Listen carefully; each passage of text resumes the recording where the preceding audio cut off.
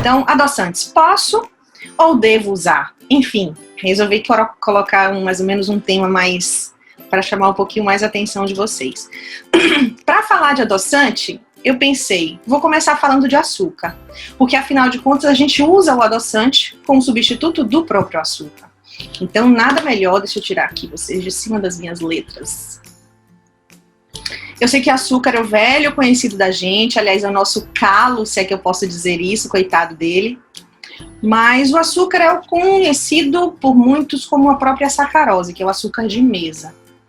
Não se preocupem muito com essa questão molecular, mas eu trouxe só para acrescentar. É um disacarídeo, ele é formado por duas moléculas juntas, certo? Uma de glicose e uma de frutose, obtido pela cana-de-açúcar aqui no nosso país, mas em alguns outros locais também pela beterraba. É usado para alterar e adoçar o gosto de bebidas e alimentos. Nenhuma novidade até então. Açúcares que só podem ser utilizados, eles aumentam a glicemia, certo? Porque a gente sabe que a parte deles é glicose e isso tem um efeito dentro do nosso corpo, fazendo com que a glicemia suba.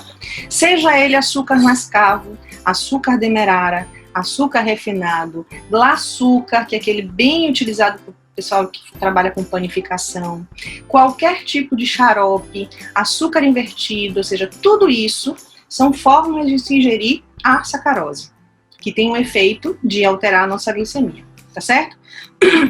Sacarose, ela é danosa ao ponto de ser proibido de ser ingerido? A gente já sabe que não. A gente já faz contagem de carboidrato e sabe que a sacarose ela é liberada? Não. Ela é introduzida no plano alimentar. E a gente pode consumir com moderação, desde que a gente mantenha uma alimentação saudável, mas como substituto ao uso da sacarose, a gente tem os adoçantes, que é uma substância, seja ela natural ou não, que são adoçantes ou edulcorantes, são sinônimos essas palavras. São substâncias químicas obtidas de matérias-primas naturais ou não, naturais ou artificiais, desenvolvidas pela indústria de alimentos com baixo ou inexistente valor energético, que proporcionam um alimento sabor doce. Então, o papel do adoçante é ser substituto do açúcar mesmo, tá? E aí eu trouxe vários tipos, formas, apresentações. Uma coisa que a gente precisa deixar bem claro, que a escolha do adoçante ele não tem que se basear na marca. Ah, eu gosto do zero cal, sei lá. Nada de propaganda aqui, tá, gente? Tem nada a ver com isso. Mas, assim, não tem nada a ver. O zero cal é uma linha de produtos que já fabrica uma série de tipos de adoçantes. Pode ser o de ciclamato sacarina, pode ser o de aspartame. Então, a gente não deve escolher o adoçante pelo tipo, pela marca, mas pela substância ativa dele. Isso sim que a gente vai discutir mais pra frente.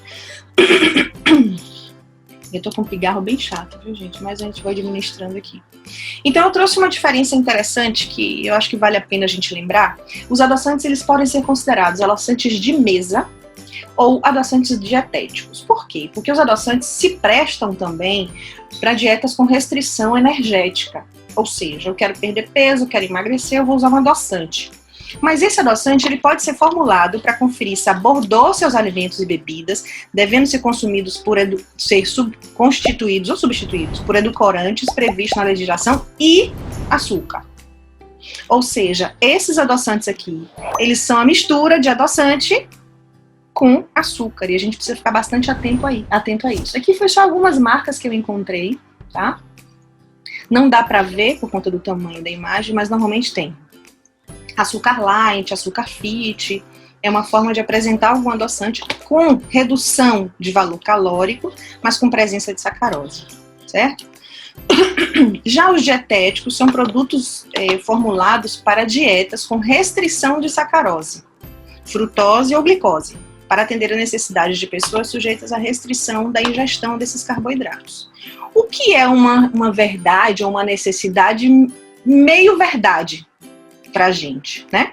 Então, a gente tem alergia a açúcar? Não. A gente tem intolerância a açúcar? Não. A gente deve evitar porque o açúcar ele não é um alimento saudável, não é um nutriente que justifique a gente fazer uso dele.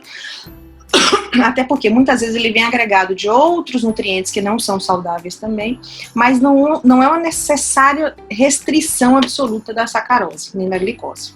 Mas como matéria-prima frutose, sacarose e glicose não podem ser utilizadas na formulação desses adoçantes dietéticos, certo? Porque eles são destinados a um público que opta por não consumir sacarose.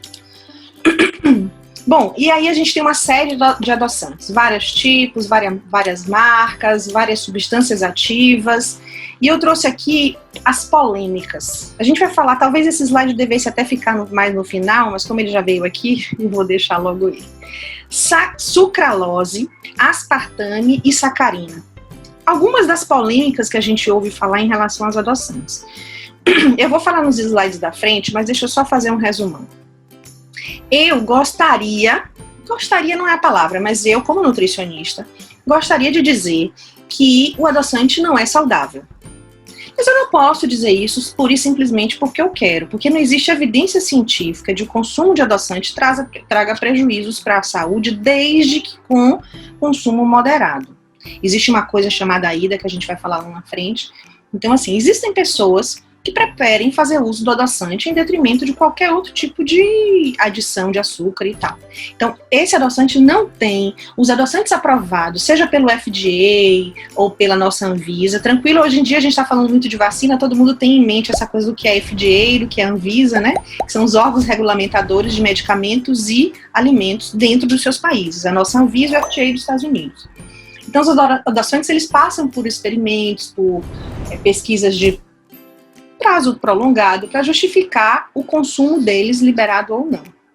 A sucralose, eu trouxe algumas questões polêmicas, porque há um tempo atrás surgiu um estudo em que a sucralose ela era acusada de produzir, quando aquecida em temperatura de ebulição a mais ou menos uns 120 graus, ela liberava hidrocarbonetos policíclicos aromáticos, que são substâncias conhecidas como cancerígenas e de acumulação. À medida que eu consumo muito disso, o risco de câncer aumenta. Isso sim eu sei que acontece.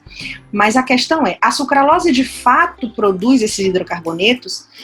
A questão é que isso não ficou comprovado, terminou sendo uma espuma, algo que surgiu. A gente precisa ter muito cuidado quando a gente fala de estudo científico, quando a gente fala de evidência científica, que a gente não pode só por achar condenar, né? Então a gente precisa realmente fazer análise, aguardar posicionamento, etc.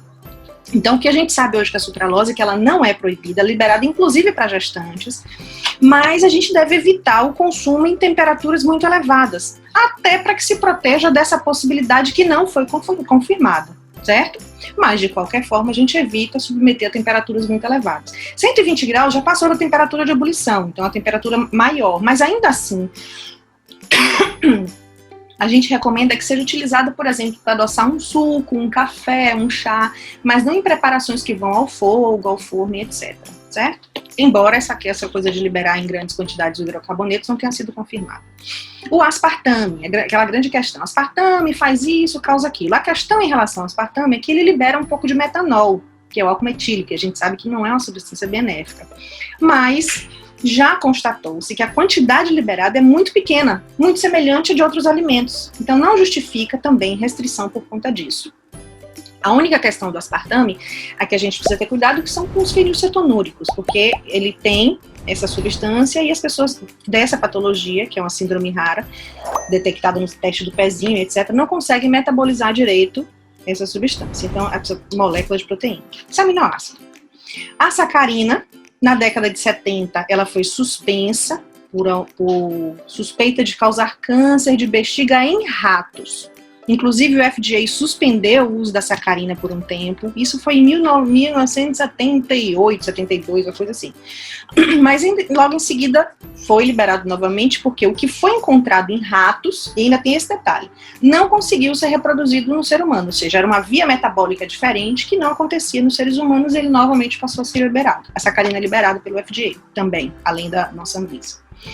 E surgiu um outro estudo, um pouco mais recente também, levantando a possibilidade de que a sacarina ele aumentava a resistência à insulina.